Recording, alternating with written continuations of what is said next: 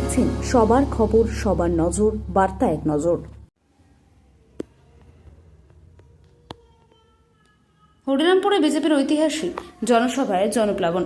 বক্তা মিঠুন চক্রবর্তী। 20 এপ্রিল সোমবার হরিরামপুর বিধানসভা কেন্দ্রের বিজেপির ঐতিহাসিক জনসভায় বক্তব্য রাখলেন অভিনেতা তথা বিজেপির কেন্দ্রীয় কমিটির সদস্য মিঠুন চক্রবর্তী। হরিরামপুর এএসডিএম হাই স্কুলে গিয়ে শুরু হওয়া এই জনসভায় কর্মী সমর্থকদের ঢল ছিল অনেকটাই। মাঠে উপচে পড়া ভিড়, মিঠুন দা জিন্দাবাদ ও ভারত মাতা কি জয় স্লোগানের মুখর হয় এলাকা। মঞ্চে উঠে মিঠুন চক্রবর্তী বলেন, বাংলাকে বাঁচাতে হলে দুর্নীতিমুক্ত সরকার দরকার। ডাবল ইঞ্জিনের সরকারই একমাত্র ভরসা।